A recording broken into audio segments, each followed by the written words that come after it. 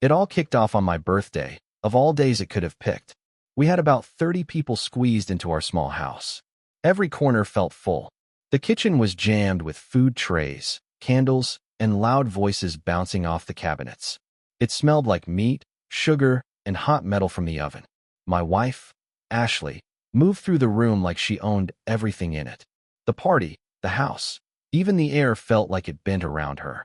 That part was normal. What was not normal was how she kept circling Brian, who was married to her best friend, Nicole. Every toast, every joke, every question about who needed more ice somehow landed right next to him. She leaned in close without touching him. "Try the brisket, Brian," she said, laughing harder than the joke deserved when he made a comment about the grill. "You like the spicier rub, right? You said that at the lake." The lake trip had been 2 months earlier. I did not remember him saying anything about seasoning. Not once. Brian lifted his glass toward me. "This is good stuff, man."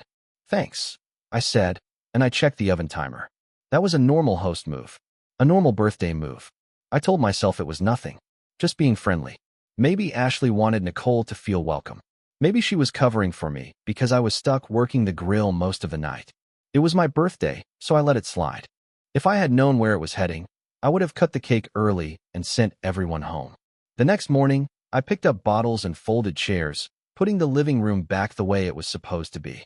Ashley sat at the table scrolling on her phone. Her legs were crossed. Her coffee sat untouched and cold. She did not say thank you for the party.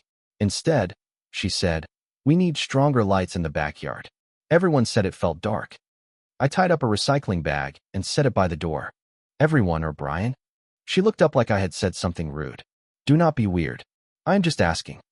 "Just asking sounds like fishing," I said. She pushed her chair back. "I am meeting Nicole for brunch. Do not wait for me." Then she left me alone with greasy pans and a quiet house. I accepted it. I am not the kind of man who pokes a bruise just to see if it still hurts. I let the day pass. That night, Ashley came home sounding different. Her voice was flat and careful. "Nicole thinks we should host more," she said. "She and Brian always end up organizing things. It would be nice if you showed initiative like last night." "That was my birthday," I said. "That does not matter," she answered, already walking down the hall. I stood in the kitchen while the dishwasher hummed. That was when I realized a new rule had been written. Whatever I did not count. I noted it. Then I made a small adjustment. I set an alert on the joint credit card we used for group nights and extras. Anything over $100 would notify my phone. I also moved half of our extra money into savings. No speech. No argument. Just a quiet line in the dirt. A week later, the 4 of us met at a burger place. We sat in a booth by the window. Televisions hung from the ceiling. The place smelled like onions and hot oil. Nicole asked about work schedules. Brian told a story about a client who bought a ski house without ever seeing it in person. Ashley smiled at him. "That is a power move." "He just did not have time," Brian said. "That is focus," she replied. "Knowing what you want and going straight for it." I ate my fries and kept my face steady. I watch numbers, and I watch people. Numbers always tell the truth first. On the drive home, Ashley rested her hand on the center console like she might reach for me. Then she pulled it back. "Brian is focused," she said. "You could learn something from that." I kept my eyes on the road. "I am focused on our life, not ski houses." "Maybe that is the problem," she said. "You think too small." "Too small," I repeated as I parked in the driveway. The grass needed cutting. The porch light was burned out. "We have a mortgage, 2 cars, and a pantry that feeds people you invite into this house. How small is that?" She opened the door. "You heard me." I went to the garage, grabbed the ladder, and replaced the porch bulb. It did not fix anything between us, but it was something I could control. That is how I operate. I do not beg for tone changes. I fix what belongs to me. 2 Saturdays later, I came home from the hardware store and heard voices through the open patio door. Ashley was inside with her friend Lauren. They were laughing the way people laugh when they feel safe. Lauren talked fast, like she wanted her words to sting someone who was not there. "Wanting security is not a crime," she said. "I know," Ashley answered. "I just cannot keep up with his pace forever." "My pace?" Lauren laughed. "He is steady, not flashy." "Steady is just slow with better marketing," Lauren replied. I walked inside and set the bags down hard on the kitchen island. The laughter stopped. Ashley turned toward me, her eyebrows raised like I had interrupted something important. Hey, I said. I am fixing the cabinet hinge. Okay, she said, neutral as stone. Lauren grabbed her tote. I should head out. Ashley walked her to the door. When she came back, I was putting the screwdriver away. Everything feels like a test now, I said. Do not eavesdrop, she replied. Then do not talk about my pace next to an open door, I said. It was not like that. It was exactly like that, I told her. And I am not going to be a discussion topic in my own house. She crossed her arms and looked at me like I had just insulted her. You are overreacting, she said. No, I answered. I am setting a policy. I stayed calm. My voice did not rise. We are not hosting couple game nights here for a while.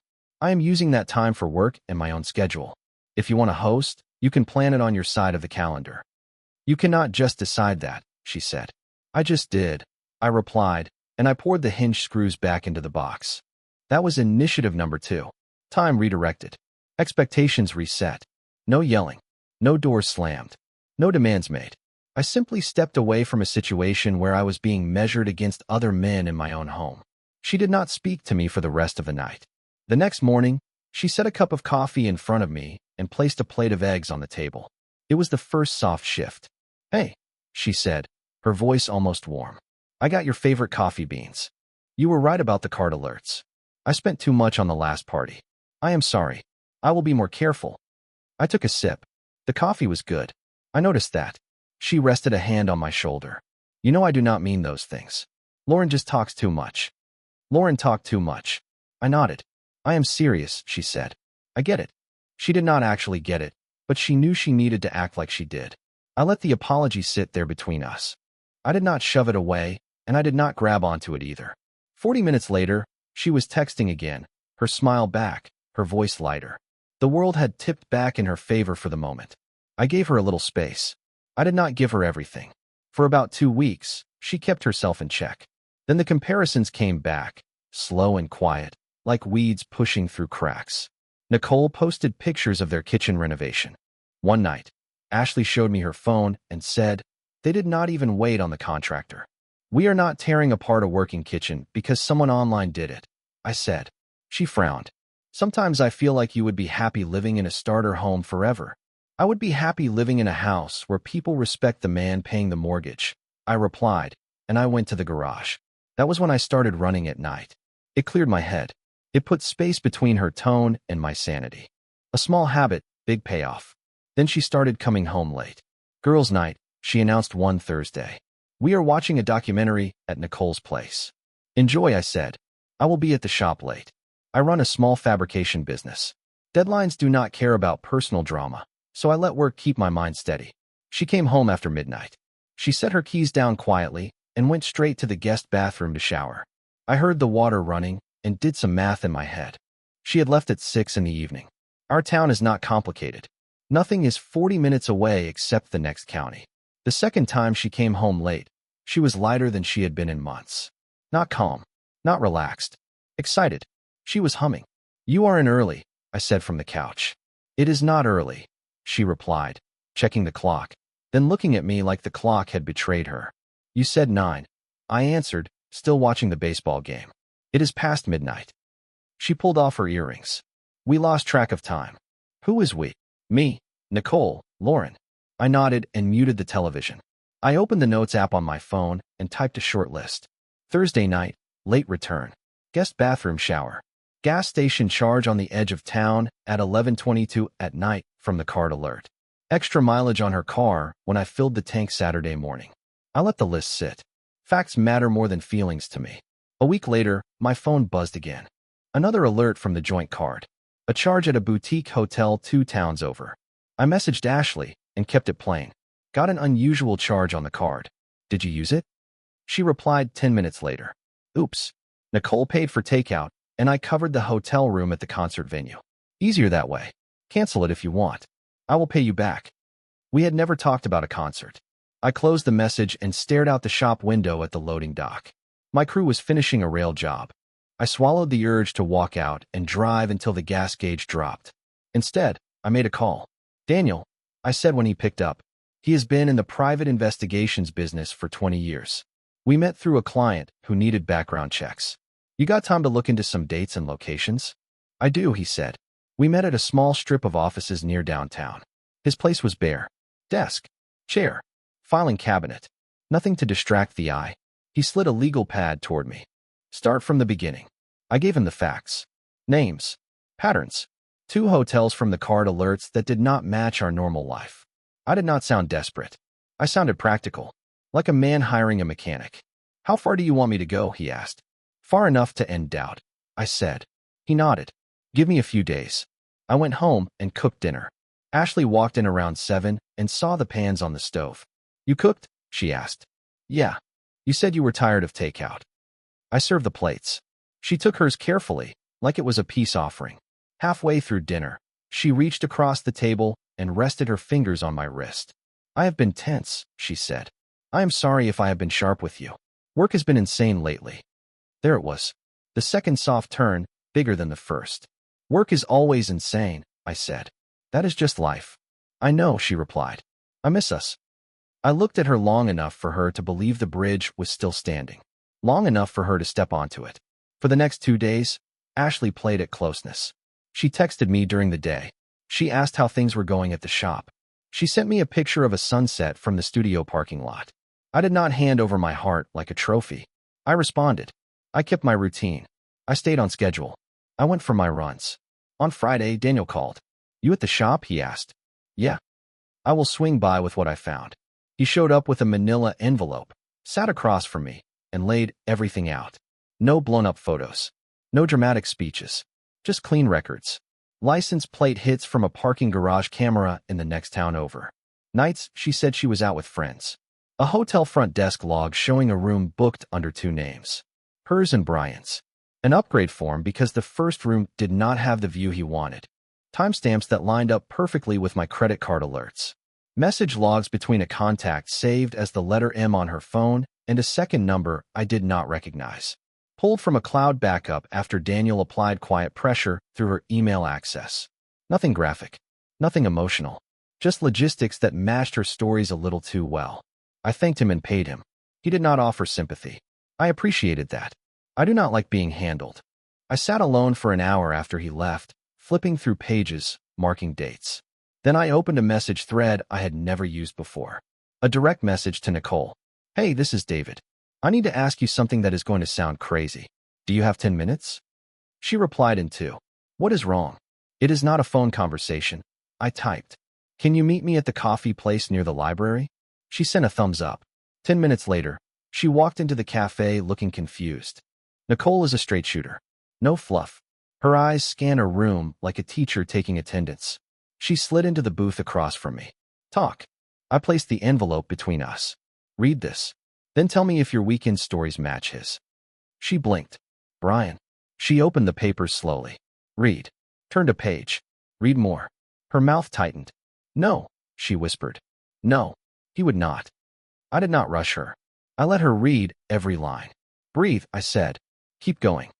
She pressed her hand to her forehead like a headache had walked in without knocking. I am sorry, I said, and I meant it. I did not bring this to hurt you. I brought it because I think you are the only person who would understand it. She looked up, her voice sharp now. Teacher mode. Thank you for not sending this in a text.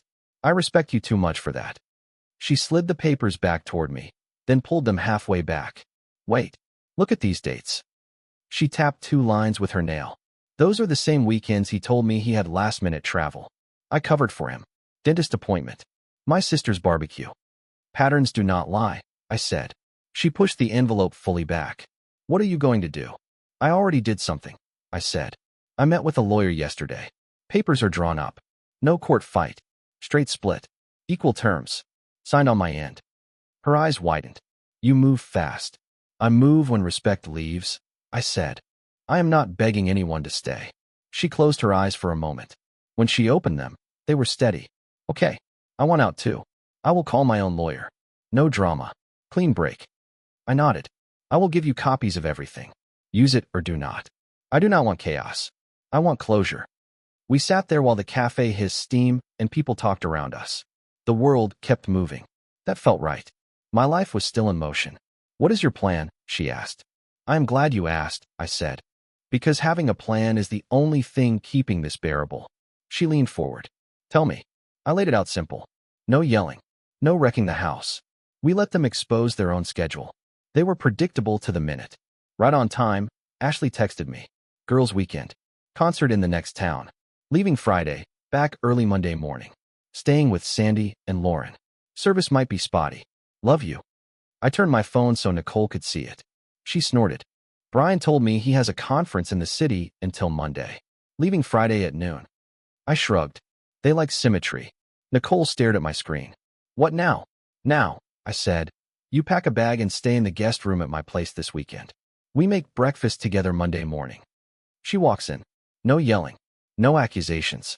Facts on the table. Paperwork ready. Nicole let out a breath that almost turned into a laugh. That is cold. It is calm, I said. I will say it cleaner, I told her. I am done bleeding. I want a clean cut. She leaned back and thought for a moment. Okay, I will bring my own folder. He deserves the same courtesy. Good, I said, and I finished my coffee. On Friday morning, Ashley kissed my cheek on her way out the door. I will call when we land, she said. You are driving, I replied. Text me when you get there. Right? She said, then paused. We are carpooling. Have fun, I said, turning back to my workbench.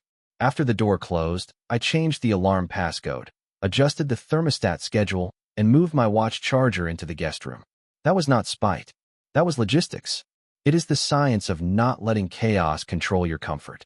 Nicole arrived later with a small bag and a face that held both anger and resolve. Nice place, she said at the door. It is lived in, I answered. The guest room was ready. We did not talk about them. We talked about groceries and the coffee grinder. We moved through the house in a normal rhythm. Saturday morning, we went to the farmer's market. A neighbor waved when he saw us. Hey, David, he called. New partner in crime?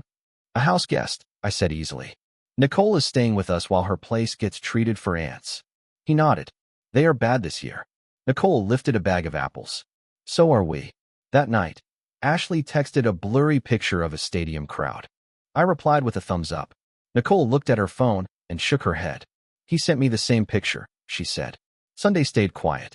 We planned breakfast like we were preparing for an inspection. Eggs, pancakes, fruit, bacon, coffee. Nothing fancy, just solid and calm. I printed 2 folders. Papers on the left, evidence on the right. A pen placed in each. At 6:30 Monday morning, the garage door groaned open. I was at the stove flipping pancakes. Nicole sliced strawberries. The kitchen smelled like an ordinary morning. That was intentional. The back door opened. Ashley walked in carrying a weekend's worth of borrowed energy. Her hair was tossed. Her shirt wrinkled. Her eyes calculated fast.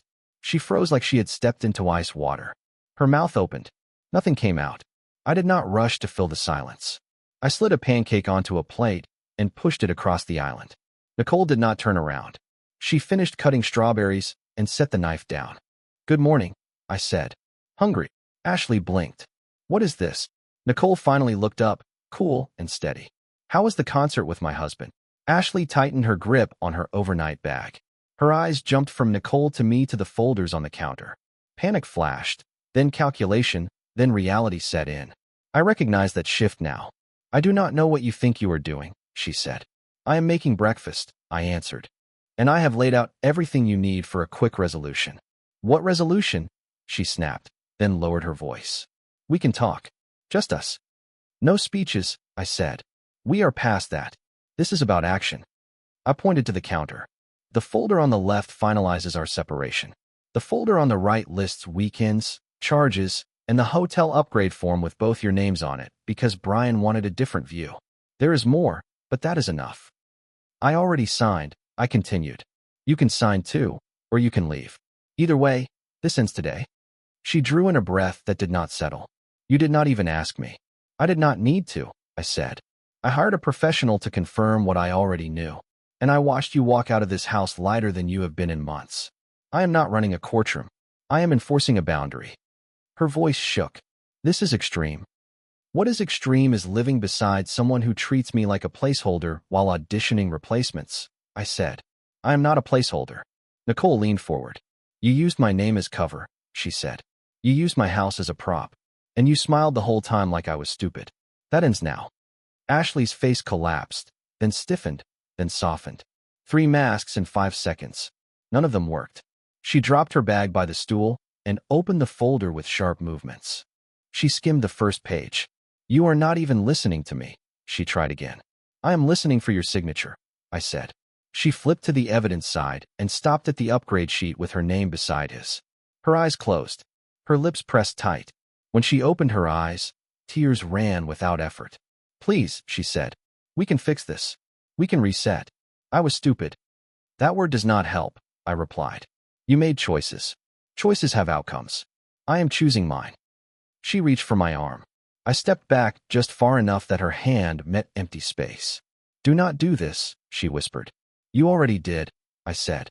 "I already cleaned it up," I said. Nicole nodded toward the pen. "Sign," she told her. Ashley's jaw tightened. She looked around the kitchen like the walls might give her instructions. The walls stayed quiet. A room is just a room when the truth shows up. She picked up the pen, held it over the page, then set it down. "I need time," she said. "You had time," I answered. "You took plenty of it. You just did not spend it with me." She stared at the paper for a long stretch. Then she signed. 3 quick strokes, like ripping off a bandage and not looking back. I took the folder and placed it into a bag on the chair.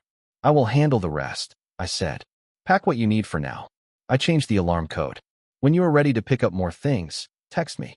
I will have boxes set aside. We will keep this simple." Her eyes filled again. "So this is it? After everything?" "That is exactly it," I said. "I did not cancel us." "You did. I am just confirming the order." She turned to Nicole. "You too? After all these years?" Nicole's voice did not shake. "You ended those years when you treated me like camouflage. I am just finishing what you started." Ashley grabbed her bag stiffly and walked down the hall to the bedroom.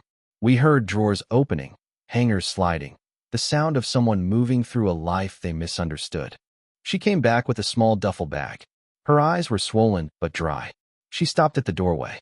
"I am sorry you feel hurt," she said, trying one last angle. I raised an eyebrow. "I do not feel hurt. I feel done." That landed harder than anger ever could. She stepped onto the porch, then turned back. "Can we talk later?" "No," I said. "Later belongs to people who respect each other." She left. We ate breakfast. The pancakes tasted like pancakes. The quiet tasted like air. Nicole wiped her hands on a towel. "That was clean," she said. "There is one more step," I replied. "He gets the same treatment. But you lead. Your house, your rules. I can wait in the car if you want." She shook her head. "You stand in the kitchen. I want him to see I am not alone." That afternoon, in her bright kitchen, the scene played again with the roles switched. Brian walked in carrying the gym bag he always brought when he lied about going to the gym. He saw me by the counter and Nicole near the coffee maker. His face did not freeze. It cracked, then smoothed out like he had rehearsed this kind of moment. "What is this?" he asked, trying for casual. Nicole did not waste words. She pointed at the folder. "Your name is on the right. The line is there. Sign it. If you are confused, look at the upgrade sheet." He tried to laugh. "Come on. Do not do this." She cut him off. "You are not charming your way out. You took me for granted in my own house. You used my friend as cover. You are finished." He looked at me, maybe hoping for some unspoken agreement. I picked up an apple from the bowl and took a bite. I do not run codes for men who sink their own boats. He made one last attempt. "We can fix this. You do not want to start over." Nicole did not blink. "I am not starting over. I am starting clean." He set his bag down, looked between us, sighed, and signed. I watched the pen move. Ink tells the truth. He tried to hug her. She stepped back. "Your things will be boxed," she said. "Keys on the table." He stood there searching for leverage. There was none. He placed the keys down and left. That night, the house felt different. Not better. Not worse. Settled. I slept 8 hours for the first time in months. The following week was paperwork. Accounts were split. Documents moved. I removed my name from what was not mine and tied off every loose end. Ashley sent a few messages that sounded like apologies and a few that sounded like traps. I answered none of them. That was not cruelty. That was discipline. The more you explain, the more you invite argument. I was done arguing. People asked questions. I gave short, honest answers. "We are finished." When my foreman noticed the ring was gone, I told him the same thing. "It was not working. I am fine." He nodded and told me the next job needed a site visit. That was the best support I could have asked for. Normal expectations. 2 months later, everything was final. No shouting. No long fights. Assets were divided straight down the line. I kept my house, my shop, my truck. Ashley left with what she brought in and what we agreed on. Nothing extra. No prizes for bad behavior. Brian ended up in the same spot. That image of him as a man who bought ski houses without blinking faded fast once the bills landed without anyone covering the gap. Stories do not pay when no one sponsors them. I saw Ashley once more outside the grocery store. She was rushing past, talking into her phone, already late for something else. I watched her go, then turned back to my cart and finished shopping. Then she noticed me and tried to pull on the old posture. That familiar blend of charm and quiet superiority. It had nowhere to land anymore. It just fell flat. She looked smaller, not physically, in how she stood. She ended the call without finishing it and walked over. "David," she said, "you look good." "I am," I replied. She waited for a question that never came. "I am getting a place," she added, like I had asked. "It is temporary. I am figuring things out." "Good," I said. "Figure them out." She hesitated. "Do you ever think we could?" "No." I cut in, calm and not unkind. "I made the right decision. We both know that." She nodded, eyes tight. "Okay. Take care," I said, and I walked past her into the store. Nicole and I stayed in touch. We did not turn into some awkward consolation prize for each other. We became what made sense. Two people who went through the same storm and came out dry on the other side. One Saturday, she came by the shop with her brother to pick up a metal frame I built for a garden bench. We sat on the tailgate of my truck drinking coffee and talking about bolts, paint, and how some people complicate their own lives and then call it destiny. "You ever feel like we dodged something big?" she asked. "I did not dodge," I said. "I stepped aside. Let it pass." She laughed. "That is your way of saying you kept your dignity." "That is the one thing I will not bargain with," I said. Life settled into something simple. I kept my morning runs. I added a Friday night poker game with guys from the shop and our neighbor who always brings bad dip but a good attitude. I bought a second-hand boat from a retiree down the road. It was in decent shape. I spent 2 weekends replacing gaskets. The first time I took it out, the engine purred like it was happy to be there. A woman named Laura started stopping by the shop for a railing project. She owns a dance studio and talks about schedules the way other people talk about weather. We started grabbing coffee after site visits. No fireworks. No promises. Just two adults who know what things cost and what they are worth. Ashley faded into the background of my life the way she was supposed to. She moved into a small rental across town. Our old circle adjusted around the missing pieces. Nobody tried to force us into the same room. The lines were clear because I drew them once and never moved them. That is the part people do not say out loud. If you want respect, you stop negotiating with disrespect. Sometimes I think back to my birthday night. The way she hovered around Brian. The way I let it go because I wanted peace for one evening. I do not regret letting it slide once. It gave me contrast. When the noise started later, I knew exactly what silence should sound like. When the test came, I answered with action. No raised voice. No speeches.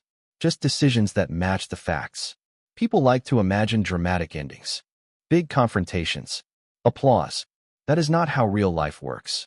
Real life is me at the stove flipping pancakes with a steady hand, while someone who lied to my face realizes the game ended before she walked in. Real life is a signature without a speech. The ending looked like this. Folders on a kitchen island. Pins where they needed to be. Breakfast on the stove. Two adults who had already made up their minds. It was not about punishment. It was about telling the truth with my feet. I still keep one of Daniel's reports in my safe. Not because I need it, but because it reminds me of the lesson. When someone shows you their standards, you do not argue. You raise yours. You set your terms. You do not chase someone who traded respect for a shinier story. If I am being honest, the strongest feeling I have about all of it is not anger. It is relief. I gave myself back my time. My mornings. My shop. My weekends. I gave myself back the version of me that makes clean decisions and lives with them. That breakfast was the best one I ever cooked. Not because of the pancakes, but because of the last line I got to say. She asked one more time if we could talk later, like later was some place where things magically change. And I told her the truth I live by now. Later belongs to people who respect each other. I did not look back. Laura and I see each other when our calendars line up. Nicole texts me pictures of her finished bench sitting under a tree with a dog asleep beside it. The shop stays busy. The boat does not leak. The house feels like mine. That is all a man like me wants. Plain things that work. A kitchen where I cook and nobody lies. A driveway where I park my truck at the end of a day that earned its tiredness. A woman, if it is the right one, who understands that respect is not negotiable. Ashley wanted a different story, and she wrote it with someone else's pen. I did not edit it for her. I wrote my own ending. And when the credits rolled, she walked away with what she brought in. I kept the one thing that matters more than anything they like to compare on those long nights. My self-respect.